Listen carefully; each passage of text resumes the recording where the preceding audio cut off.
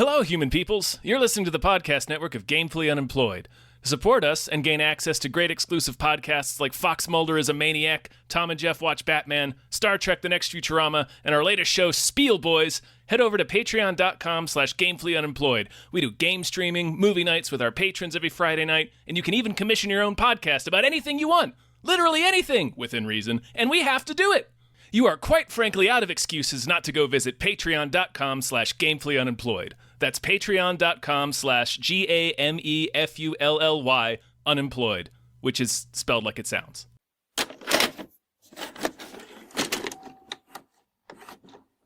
We feel good. Oh, good. That's good to hear. I like the word good. Good. It's got two O's. It's like goo. It's like goo. You know? Yes, but good. Yeah. Hey, everybody. Hi. Hi. My name is David Bell. And I'm Hana Michels. And we just watched Suburbia. 1984. That's pretty important. 1984. Yeah. 1984's Suburbia. Not 1996. 84. Meet the kids from Suburbia. There's Jack. Wake up and smell the coffee, man. Sheila. Because I have so many scars already. Joe. That could be there all your life. And Ethan. I feel kind of scared. You'll love them. Or hate them. Metal rejects running wild in our street.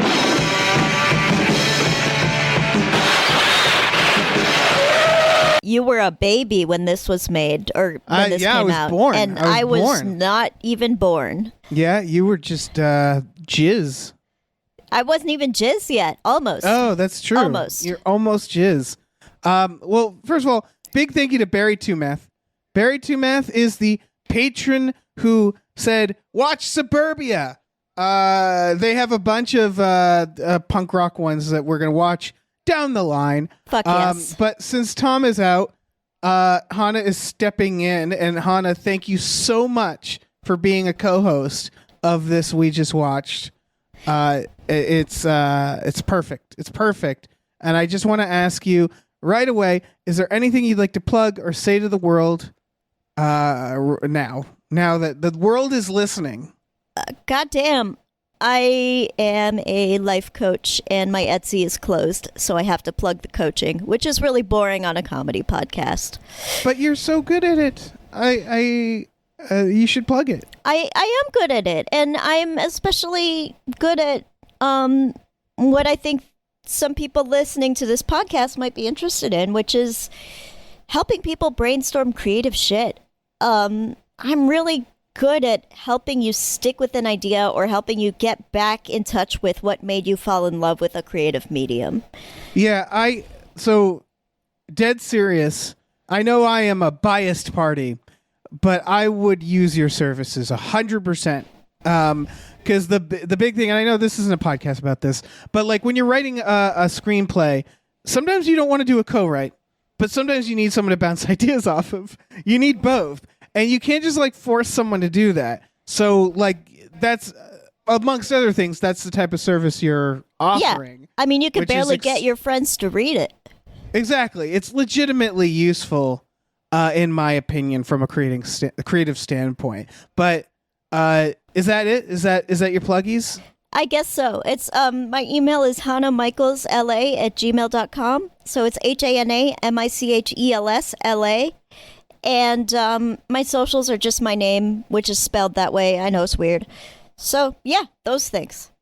And Very email me smart. if you want coaching. Very smart to actually provide contact information. Yeah, but please. I wouldn't have done that. I would have forgot to do that. Well, also, please don't email me if you don't want coaching. I have so many emails. Yeah, don't just email pictures of your butt to her. But also, if you have a cat and that cat has a butt, that's okay. Yeah, you're a pervert. You're a sex pervert for cats. You want to talk about Suburbia? Let's do it. All right. I want to start with so this is a Roger Corman produced, directed by Penelope Spheris, who you might know from she's the director of Wayne's World, and I believe a bunch of Like her last movie was, I think it was fucking like Senseless or something. She did a bunch of comedies. She did Black Sheep, The Little Rascals, Beverly Hillbillies. But in the beginning of her career, she did a lot of stuff like this: The Decline of Western Civilization. She did a lot of punk and metal stuff, which makes sense why she would go on to do Wayne's World. Yes. Roger Corman, are you familiar with Corman? I am not. He is basically, you're familiar with like Lloyd Kaufman and Troma. Yeah. He was kind of Trauma before Trauma. Okay. He made just like movies that are like somewhat cheesy, exploitative. But much like Trauma, James Cameron, I think, got his first job under Corman.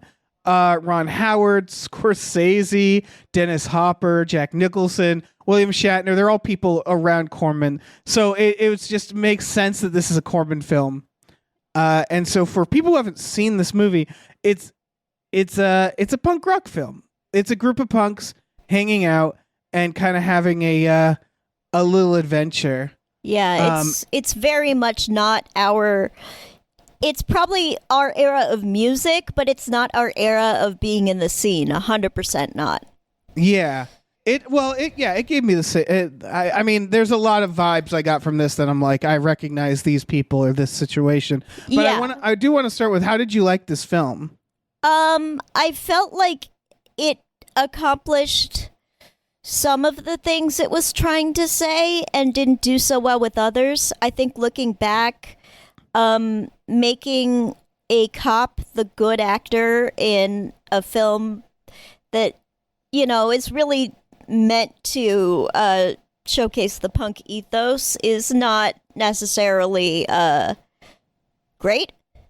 Yeah, I think they're one misstep. And I do think I know why or what their reasoning was, which is that the movie makes a big deal of the fact that the cop is black. And I think the idea was that as a black man, he understands the trouble that can happen. I think that's what they were trying to imply.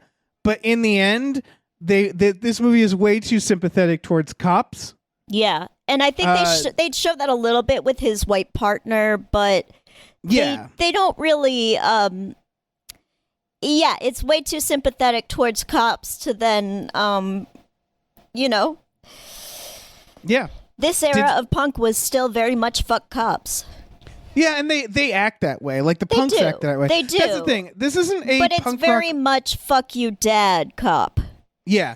This isn't necessarily a punk rock movie so much as a movie about punks, if that makes sense. Have you seen this movie before? No. I told you this. Yes, please tell everyone the story. So I have a G, the letter G branded on my forearm, which was branded on there by a clothes hanger that was bent into a G that we heated on a stovetop. And if you've seen this movie, you probably know what I'm getting at. I lived in a punk house, and one night the movie Suburbia came on. I don't quite remember the details because I, was drunk. And they do a part in this where he's like, if you live here, you got to get a burn. And we were like, oh, that's so funny. Let's do that. So we did that. And now me and like 6 other people in the world have fucking G's on our arms because we thought that was funny and a good idea to do. So point being that this movie, I have a lot of personal connection to this movie and that you like don't the remember. punk scene. Yeah. I don't remember.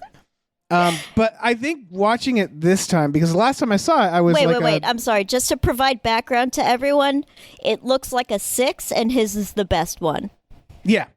Oh, I went first. I've told this story before. I went first because my mom told me, if you're ever nervous about something, go first. And I was like, okay, well, I'm going to go first then. I'm going to be the test, the canary in the coal mine for this. And and because I went first, what that actually meant is I got the cleanest burn because all the other burns had like the flesh on them, other people's flesh. Oh God, Yeah. I can't believe you didn't clean this. No, I know. it's I know fire. why. I know you didn't clean it, but oh my God. Yeah, the G stands for garbage, as in garbage house, which was where we were living. It's it's a punk tradition, I would say. We had punk houses before we had seen Suburbia, so I think that's why it spoke to us, where it was like, oh, that's just a thing that happens. We also lived with a punk who was, who literally lived this film. Like, he was 18, 19 in 1984 and a punk and a runaway. And this film is mainly about punk runaways. My big surprise watching this time around as like an adult and not like a drunk punk is this movie was made with a lot more intent than I had recalled. Penelope Spheris, obviously, she wrote and directed it. Obviously, she's a good director. But watching it this time, like for example, they cut to the Vandals song singing The Legend of Pat Brown. Yes. Do you know that song? I do. That song's about a punk who tried to run down cops with his car. Yeah. This is the final song and show before the finale of the film, which is involving someone trying to run them down with their car. So it's stuff like that where I'm like, oh, she thought about this. She's thinking about like the songs and like the intention. This movie is bookended by the murder of a child. Yeah. And I think that is a very clear statement, which is that it's also bookended by stray dogs, which is part of that statement too. Yes. The movie begins almost as a non sequitur. It's this girl hitchhiking, who I assume is someone we meet later. I don't even know. Oh yeah, no, we see her getting her haircut in the house. She's the one with the scars on her back. Oh, okay, That's that her. makes sense. Yeah, okay. Yeah, She's a main character. We don't recognize her because her hair's not long, but it's the same person. Right. And she yeah, that makes sense. So she's a runaway. She encounters a woman with her kid. She picks her up, gives her a ride. The car breaks down. They go to a payphone, and as they're at the payphone, a quote, big quotes, vicious dog, yes, a happy dog that they dubbed to be vicious, yes, runs up and just mauls the shit out of the child. Yes. And that's how the movie begins. I love when movies do this because the dog is always so well trained and so happy to be there, and they have to overdub so much when the dog is clearly not barking and clearly just wants to jump on you and play. And it could be this was a purebred Doberman. Like, this was not a wild dog. This was a purebred Doberman that was playing happily with a baby doll. And it's having a great time. It's having so much fun. Yeah, it's there's a lot of dogs having a great time. There's also a sequence where they shoot dogs, and I know they didn't actually shoot dogs. So what it feels like is a sequence where they tripped dogs. Yes. And I'm like, well, that's still mean. It's not nice, but it's also were those dogs trained to just roll over in that way? Maybe. Yeah, no. Absolutely. I mean, again, Roger Corman, there's a reason he made so many movies. He's not I'm not about to vouch for Roger Corman, but the point being that, like, he knew how to make a responsible film for the most part, it seems. These this dogs is still 1984. were cast. Yeah, and a lot of these dogs were visibly either purebred or recently groomed. Yes. All of these dogs visibly had owners. Like, you could tell these dogs were cared for. So, I mean, purebred doesn't mean they're cared for, but, like, all of these dogs had visible signifiers, even if they had taken their collars off, that, like, this dog goes to the vet and the groomer. Mm-hmm. Oh, no, 100%. It's a Hollywood dog. Yeah, and, this is a Hollywood dog that's probably trained to fall down on command. Yeah.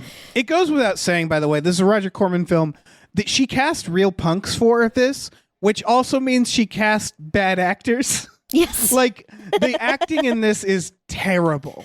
I'm just going to say this out front. If you're not into punk, this movie has nothing for you, I don't think. It's a bunch of punks doing terrible, like, Tommy Wiseau level acting.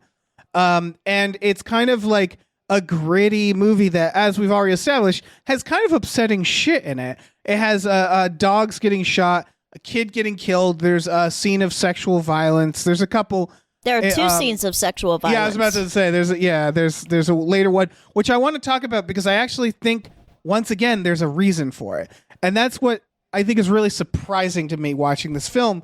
Is again, I think there's a lot of intent, and so going back to the dogs, it establishes this idea that this town is overrun with stray dogs. Later, a character says, "We think all the wolves came out from the mountains and fucked the dogs and made all these wild dogs." And they are seen as a nuisance. And it begins with a dog killing a child. So it's this idea of like, we need to get rid of these dogs. And these hicks go around and they're shooting the dogs and they're like, they're pests.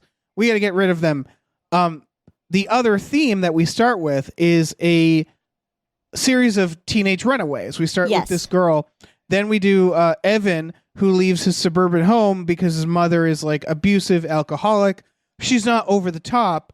And then you learn that like some of these kids ran away for stupid reasons. Yes. A kid ran away because his dad is gay. Yeah. A kid ran away because his other dad is a cop, and it's like, okay, I sort of get that. But he's like, it's worse. He's black, so it's like, oh, okay, so they're you're a racist. Piece of shit. And, yeah. Yeah. These kids aren't the main characters of this film. Aren't great people. No. But they're not bad people either. They're just kind of idiots. Yeah, and they're young, you know? They're young idiots who are very 80s. Yes. And again, the movie seems to know this, which is key. Like, the movie's not like when he says, like, oh, my dad's gay. It doesn't feel like the movie's like, can you believe it? This kid's dad's gay. Isn't that outrageous? Like, the movie knows that what the kid's saying is fairly ignorant. It feels like. Yeah. I think also the movie kind of is presenting the character, and because his line delivery isn't great, it's not 100%, but presenting the character saying that's not the worst part, he's black, as a joke about that character. Oh, like he's ironically saying it? No, I mean, this is a joke. Oh, like it's on the character that's what he sees. 100%. I would argue the black cop who we're talking about, the dad, is supposed to be kind of the hero of the story. Like, I think the idea is he's supposed to be he's a the good most sympathetic dad. character. He is a good dad who wants to look out for his son despite the fact that he has run away.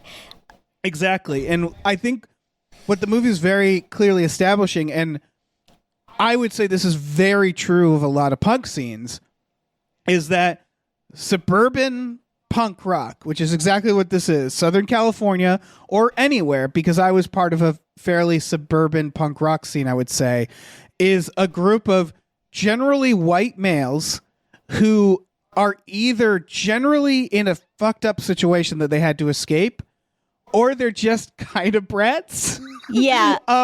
They're just kind of like, I don't like my parents, and run away. It's the whole spectrum. And this movie makes a point to show, like, it is a whole spectrum. The character Sheila, who's the hitchhiking runaway, is genuinely in need of help. Yes. As opposed to the kid who's like, I hate that my dad's gay. You know, like, it's the whole spectrum they're showing. Yeah. Right? And I think that when I started going to punk houses, these were 18, 19-year-old punks who had already moved out.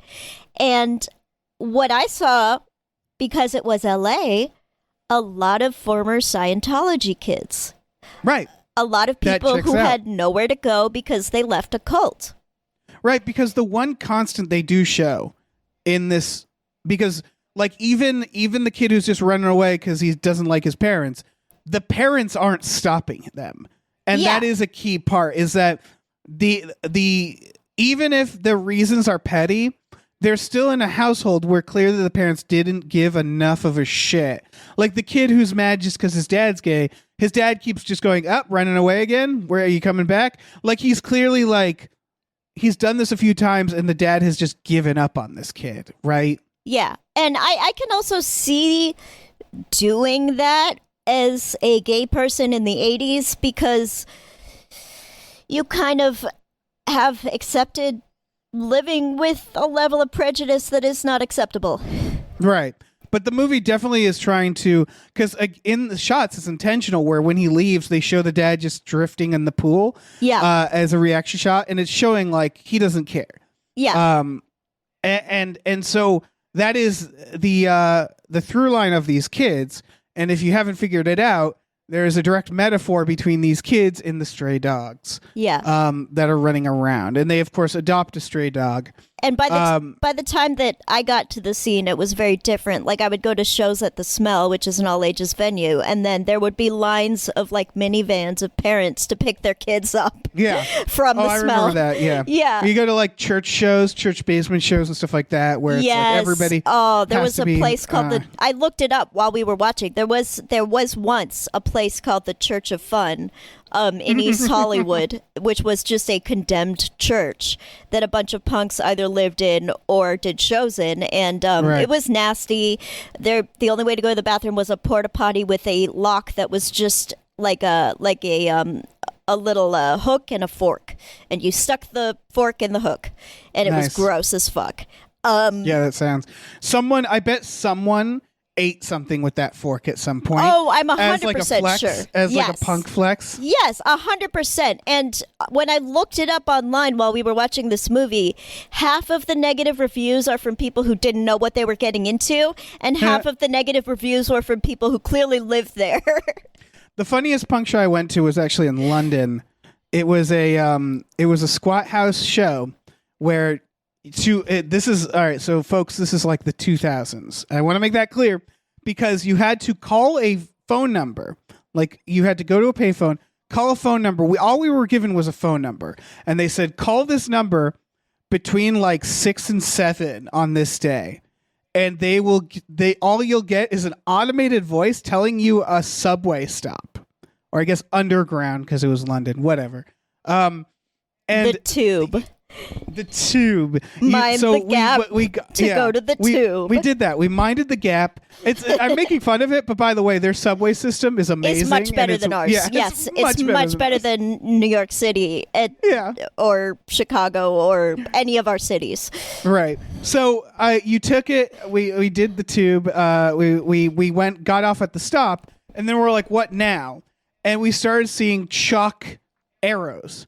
So we started following them. We got a little lost, but then we saw a dude with a mohawk, and we're like, follow that dude with a mohawk. Right. We found the more chalk arrows, and it led down an alleyway where, in retrospect, we probably could have been murdered in, but it led to an alleyway with like a rundown house, like almost like a holdout house. Does that make sense? Like an up?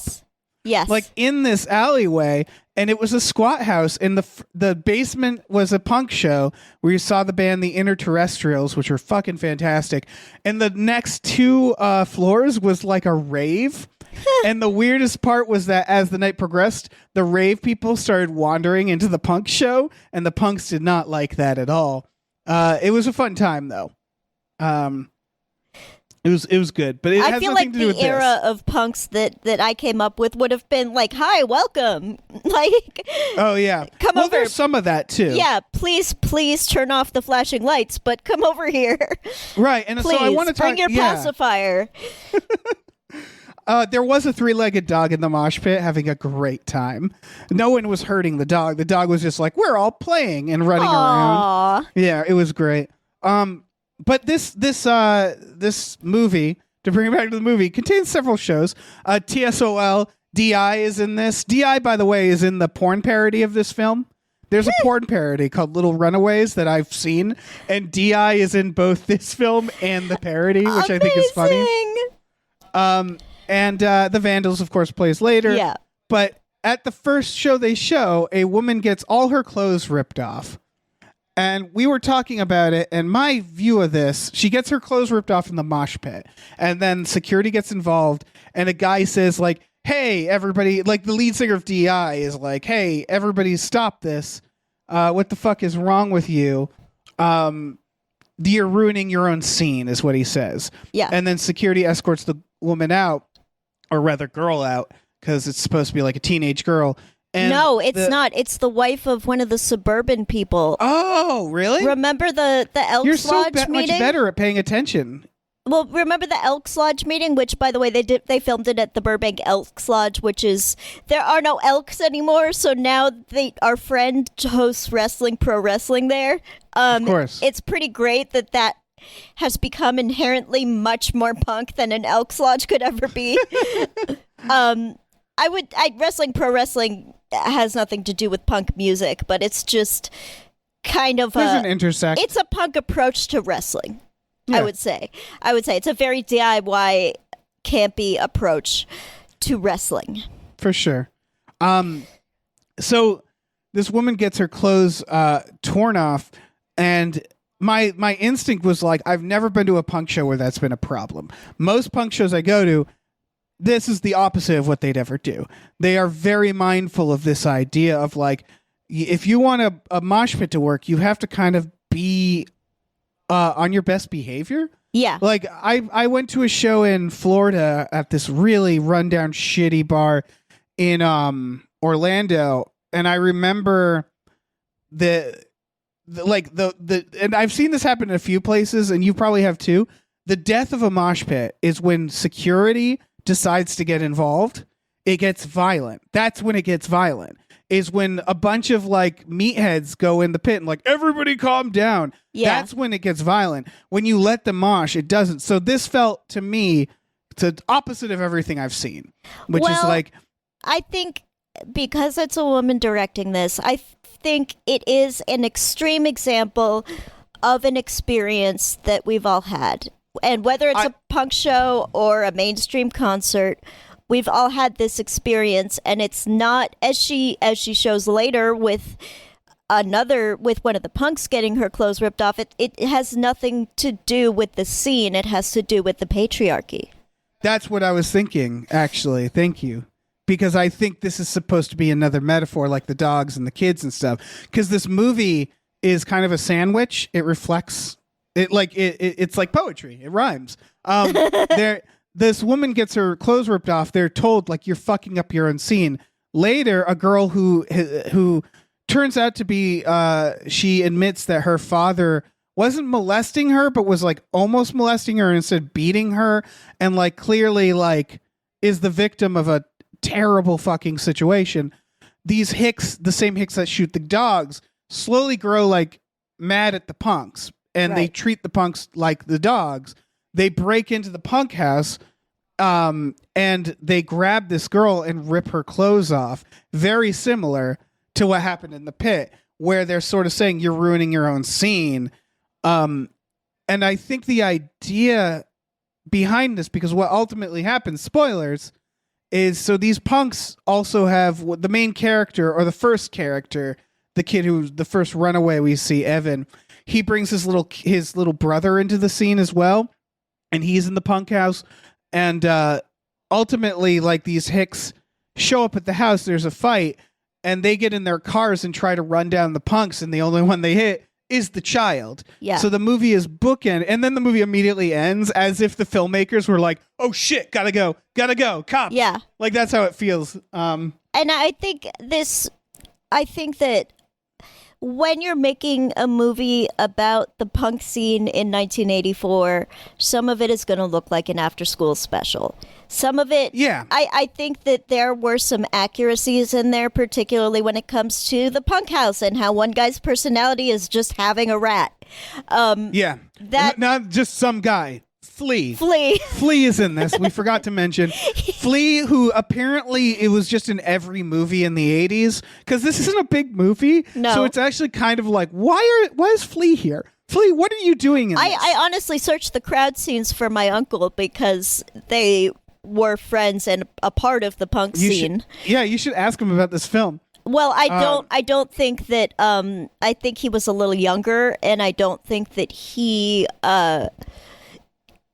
was a part of this side of the punk scene. He was kind of a part of the mod scene that was a reaction to stuff like that woman's Right. clothes getting ripped off. Well, that's where we were heading with this, because the other question is, maybe I never saw this in my youth as a punk because this just doesn't happen anymore. Because what this movie is clearly saying is, hey, that's wrong. You're fucking yourselves up by doing that. Yeah, and I think we both came up in a post-Riot Girl era. Where feminism, where the feminism wave happened. Yeah. You're right. And there was also just like a big reconciliation and acknowledgement that punk started with black bands, like, and Latinx bands. Like, there was much more of an internal reckoning with that and the scene's racism. It wasn't enough, but it was much better by the time we got there. For sure. There was stuff like how Nazi skinheads sort of come out of the reggae movement, and then they were like, they branched off, and by branching off, it created another sect that was anti-racist, which was Yes. of course the sect that was more popular. And so, like, yeah, punk kind of cleaned itself as it went. Like punk, I know, like, even in the 2000s, there were punk bands talking about how there's too much homophobia in the scene. Yeah. Like, it's definitely, like, punk like to filter itself over time, for sure. There's Dead Kennedys, Nazi punks fuck off. Yeah, exactly.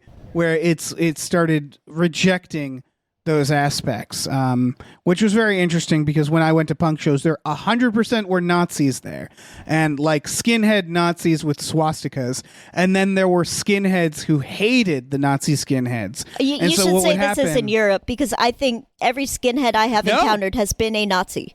It wasn't just in Europe. There are non-Nazi skinheads here in the States. There's just less. Yeah. In Europe, absolutely. And so the dynamic I think the would be ones in the punks, States have kind of given up with the visual signifiers because they've Yeah. been so absorbed. They're still into like the oi bands, but they've given up on the visual signifiers, So- the suspenders. You know what the equivalent is here? Is like the Dropkick Murphy types.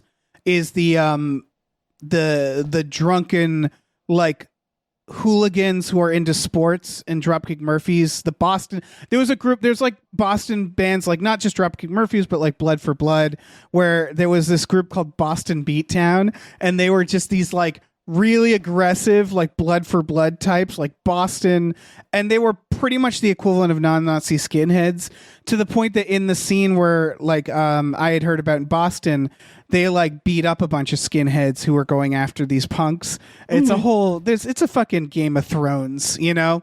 Yeah. It's ridiculous. I just like, that's made how it to the punk house drama side of TikTok, and I never want to leave. Oh yeah.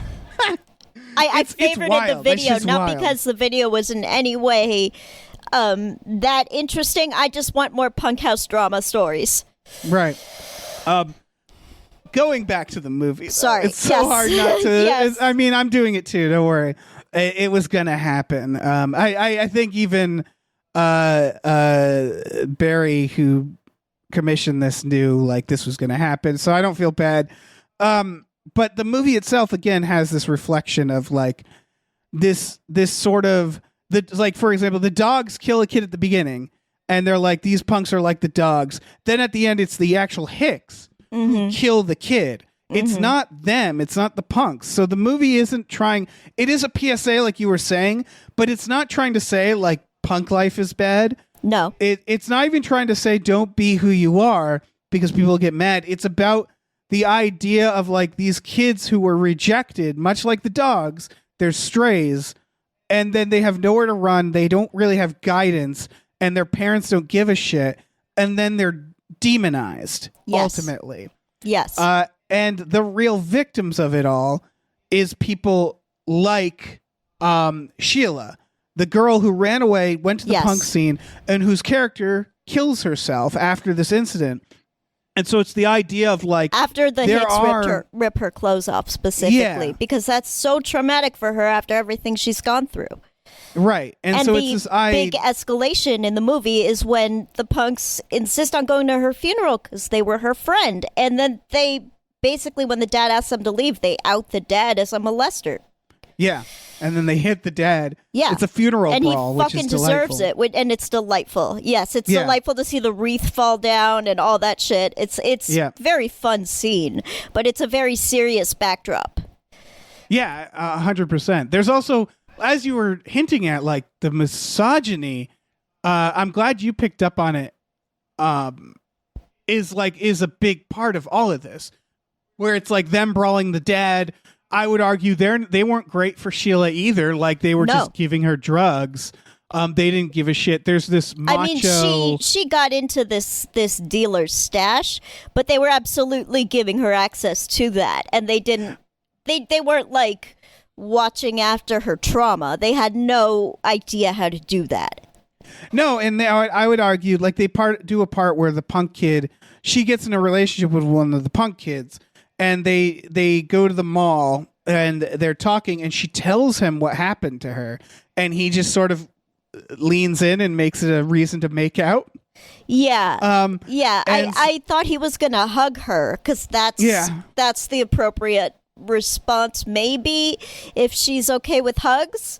But yeah, there's no, I mean, it's the 80s. He's not trauma informed. This is his Right. idea of showing affection for that. And Yeah, he's also a teenage kid. Kind of damaging. It's well intentioned, kind of damaging. Yeah, and I think it's all intentional, where it's like the idea that these kids, they have nowhere to turn. They're trying their best, but like there are real victims to this cycle in this Yeah. situation. Yeah, and these kids don't have the tools to build a life. Yeah, and there's I think a really real reason why the people who die in this are the characters who are perceived as like innocent or Yes. fairly victims, like the little kid, because it's that idea of like these guys aren't perfect. Again, like they're real shitheads. I And mean, you could yeah. The like house is a health hazard for sure. Well, yeah, and like they harass people, and yeah, and so like it's kind of the mess. The point though is that these are like they're still all disillusioned. They're still all kind of victims of their situation, but they also inject.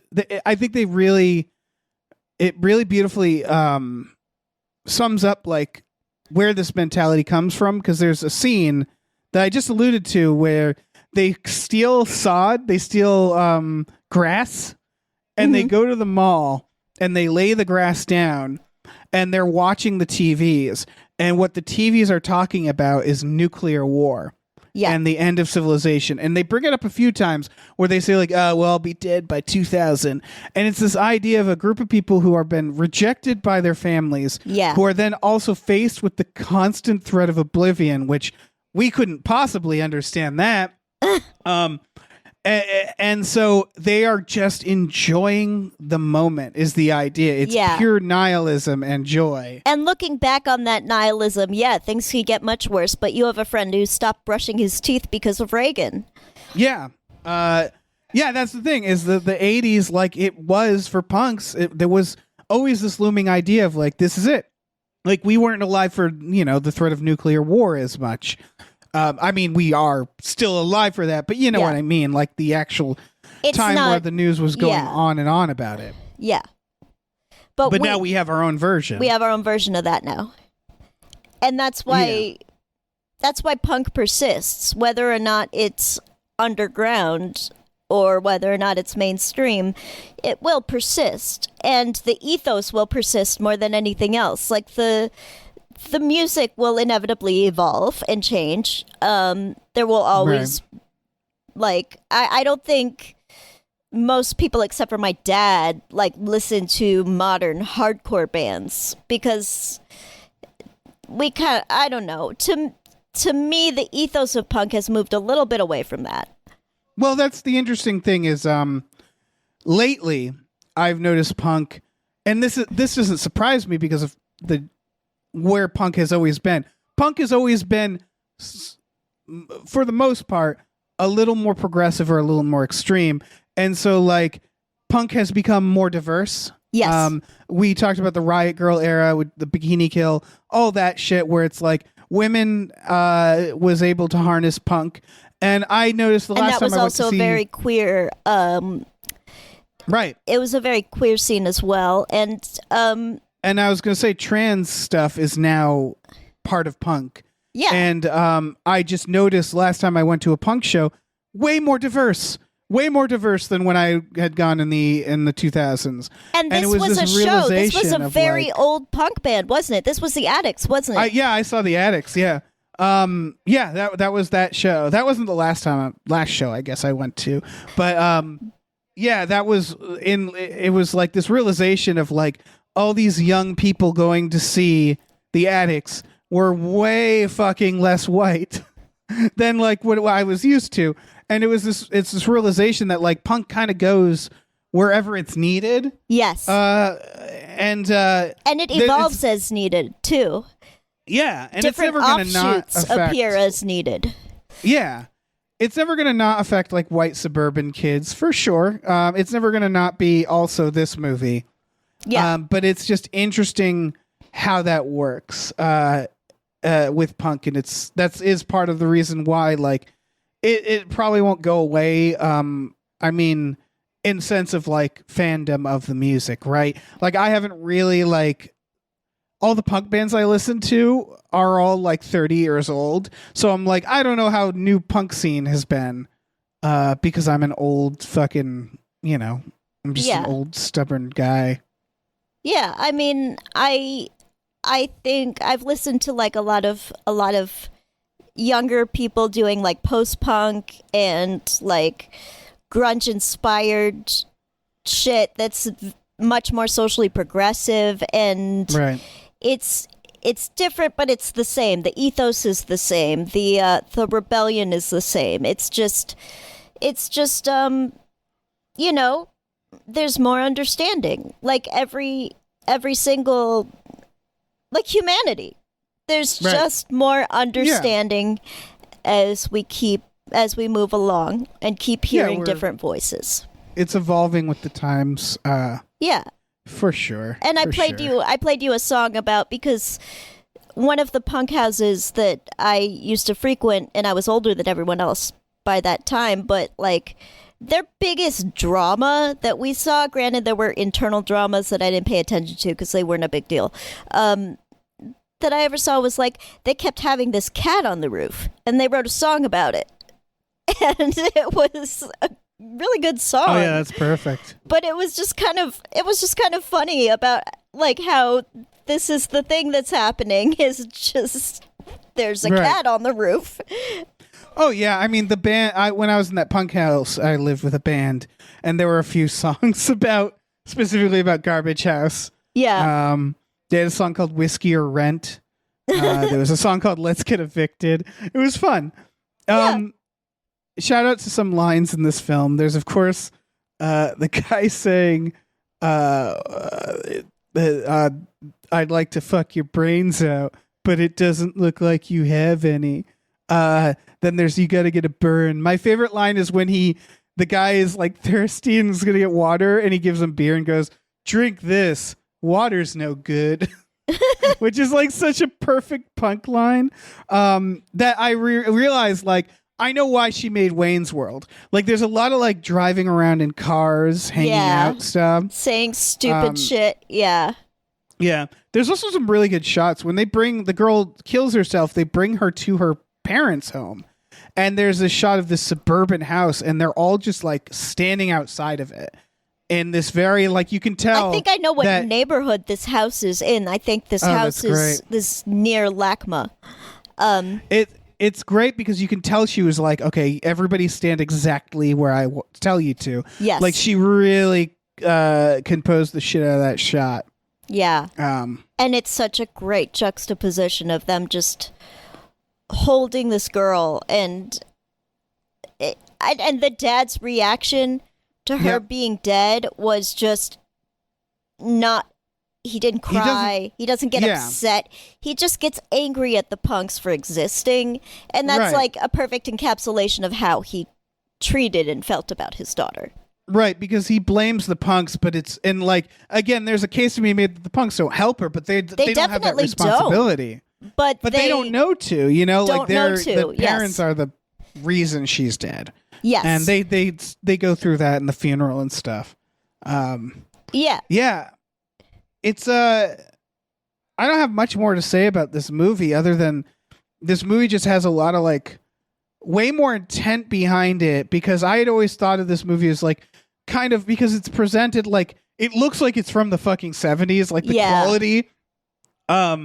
It's well shot, but it's and the actors are so bad. Yeah, most of them. That like it feels like a very culty film. Yes. But when you watch it, you realize like there's a lot of intent and there's a lot of talent behind this movie and what she was trying to say and do. And it's kind of I mean, this movie has really high reviews. It should be noted, people love this movie. I don't think we're breaking we're not like breaking it to people that this is a good movie. If you've seen this movie as an adult, you probably think it's a good movie. It has like a 93% on Rotten Tomatoes. Like its critics think this is a good movie is the point. Yeah. It's just interesting watching it again and being like, wow, this is really a good movie. Yeah. Like it's not just a movie I watch while drunk as a punk, because that's mostly how I yeah. And this movie. The sort of cop being the only adult who cares about them is definitely the wrong move, but yeah, I do want to talk about that. But he is doing this as a stepdad. Yes, that's the idea. The but there way he is acting, I don't think a cop would actually act this way, but the way he is acting towards this house is as a stepdad, not as a cop. He's right, getting information as a cop, which is why they made him a cop, I think. Right. But he is acting as a concerned parent. That is the one misstep, because there's literally a part where they have a town meeting, Yes. and they go, oh, these punks are destroying property. What are the cops going to do about it? And the cops are like, they're just teenagers. We have other things to deal with. And it's I was like, you 100% LAPD. exist. Yes. Yeah, you 100% exist to protect property. 100%. That is what you do. Yeah. Yeah. And so it is a little naive view of cops. Yeah. I would say. This guy would be fired. This guy Yeah, would but not. This guy would have this character would have been disgusted with the Force long ago and quit. But I do because still he has think empathy. Like, well, I do still think she's trying to say something, because this movie's called Suburbia, and as we've established, they're white suburban kids who are running away, and some of them have a reason to, some of them don't. Yes. I think what they're trying to say is that these kids do have a level of privilege. yes. In that the cops don't immediately, they just see other white kids and they're like, they're just kids. Yeah. Like, I do think there's an element of that. And the I one think this- cop who is looking out for them, yes, he's someone's stepdad, but he is black. Yeah, I think this movie's I think the thing about this film is that it's not trying to draw very hard lines. It's all kind of the ideas are bleeding together. Yes. And they're supposed to, right? Yes. It's complicated. The situation's complicated. I think that they could have made him some other civil servant and brought him to that meeting. They could have made him like Neighborhood Watch. They could have done something like that. Some institution that's actually concerned about crime, maybe like I don't know, or damage or whatever. They could have made him a fireman or something. I definitely think that a character with this much compassion for punks living in a condemned property would stop being a cop. You know what I think they needed to do is just show other cops being terrible. They tried like to the do that a idea little that he with is, his partner. But they should do more because yeah. And I think even then, I think this guy would be ousted. There's no way this guy would not be a pariah. Of course, yeah. Yeah, no, and again, this movie isn't about cops. No, it's not. It's just a kind of a misstep when you're doing a movie about punks. Yeah, I agree. Yeah, I don't think I have any other thoughts. Other than $3.23 for a slushie and a 6-pack. That really bummed me out. Yeah. Yeah, I was like, that is not enough money to buy one beer or a slushie anymore. Yeah, that's not even enough for just a slushie, a small one. Yeah, but what are you going to do? Any other thoughts on this? You got anything? I couldn't recognize the venue most of the music was performed in, and I would love if someone could message me on Twitter and let me know what that venue was. Right, no butt pictures, but the venue, yeah. Yeah. You can send your pets or tell me what the venue was. Pet anuses, really close on their anuses. Or the venues. Yeah, that checks out. Because on IMDb it only lists the Elks Lodge, which we don't have those institutions anymore, so now that's just also a venue for shows. Which is kind of ironic that the one place that's like the one place they're using as the bastion of suburbia and shitty, like, privileged adults is now a place that they have pro wrestling. Yeah. I'm guessing most of the venues don't exist anymore or something. I don't know. I mean, It's I'm hard to sure that keep a they no venue. longer exist, but I want to know. Also, I think there are venues like the Roxy or the Troubadour or whatever that have become much more mainstream that Oh, were yeah, not. the Roxy's still here. The Yeah. Roxy did not used to be as mainstream as it is, so Well, that yeah, could that's a also punk be venue. another possibility. I never got to go to CBGB's, and Yeah. I have another addict story is that I had like a friend of a friend who I think wrote for Maximum Rock and Roll, and the addicts were playing at CBGB's, and my friend messaged them and was like, "Can you get us tickets?" And then they never messaged back. And then what we learned is that they did message back and the email got lost in their fucking, like it got put in the junk. And after the show, the email was like, "Where were you guys? We got you backstage passes at CBGB's for the addicts and a private table." And it was like, "Are you fucking kidding me?" That's my only CBGB story, and it involves me completely not going and missing it. Man, I was so frustrated. It was taken down before I lived in that neighborhood, and it was taken down before I got to the scene, Oh, yeah. and it's just I do believe the last version of CBGB's is currently an airport restaurant theme. There's a CBGB's restaurant in like a random airport, and it's like, wow, that's kind of perfect. yeah. In a really depressing way. I love it. Yeah, it's kind of emblematic. I will say, though, there is very close to where CBGB's used to be, just an empty lot that is not big enough to hold. It's not big enough to hold a whole band, but they do hold stand-up shows there. Oh, neat. So it is kind of an independent venue that lives on just because it's an empty lot. Yeah. That's cool. Yeah, it lives on. Its Phantom lives on Yeah, doing stand-up comedy. it's All right. I think we're done. Are we done talking about Suburbia? I feel like we mostly talked about our own punk yeah, experiences. we did. But I feel I mean, this movie isn't bad that we didn't go through the story chronologically, but also there's not. We kind of told that we said there's it. we covered all the plot points for sure, and it's not because it's so bookended. It's hard to go through chronologically without jumping around. Yeah, and I'm looking at this and I'm like, I covered all my notes, all the things I wanted to say about this film. Yeah. And I so have one more thing to say. Flea is not credited as Flea. He is credited as some other stupid name as himself. that sounds about right. Yeah, and like he's like his name is like Razzle. It's Yeah. very funny. It's ridiculous.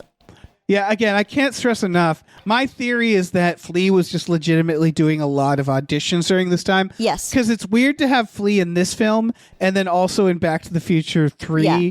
or 2.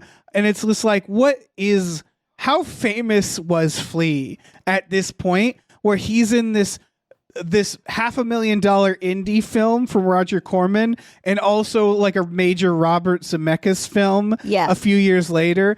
I'm like, I don't understand what Flea was to people during this time. My theory was he dealt drugs to everybody. That would explain why he would play basketball with my uncle every Thursday.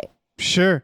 Or I think I really think maybe Flea was just auditioning.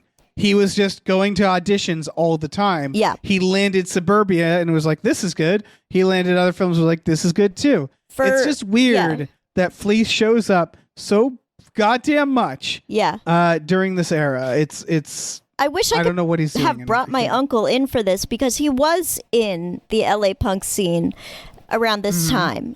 And I mean, he was more closer to like the mod scene and ska and all that, but he was in the LA punk scene at this time. And I wish that I could maybe someday we will be able to bring him in because he was very much a part of this. And the scene that I came into was very different looking. And I just, he is. I call him the Pete Best of Generation X. Pete Best, the guy who drummed for the Beatles before Ringo, who went to law school.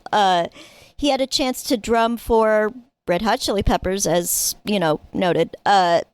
Right. And didn't do it. And he had the chance to drum for Jane's Addiction. Didn't do it. But who wants to be a drummer, honey? Oh, no, I fully agree. Yeah. And he fully agrees. He said this, like, if I had done that, I might not be alive now. Like, he had to get sober. Yeah, no. I did a quick look. I didn't realize this, and everything just clicked for me. Flea was the drummer for the punk band Fear, a band I really like, who is noted in this.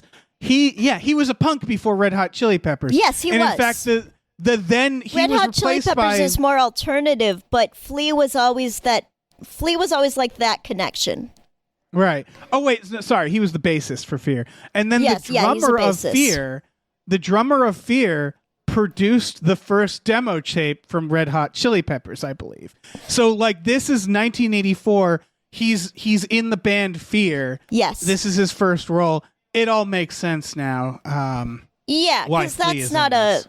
yeah, because Red Hot Chili Peppers is not really punk, but I don't even know how we always knew this, just because they were ubiquitous in Southern California by the time I was around. It was actually annoying to hear one of their songs because it was annoying on the East Coast too, hun.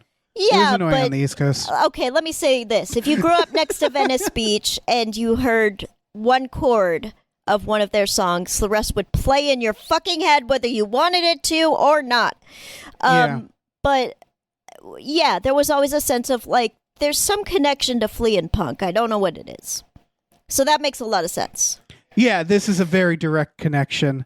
That makes sense. He's also in Penelope Sears's Falling film, or another film she did called Dudes. And so, like, yeah, he started in that, and then somehow he got into Back to the Future 2 and 3. Don't need to know how. This all makes sense. We've solved Flea. Yes. And so I think we're good. We have solved Flea. Go.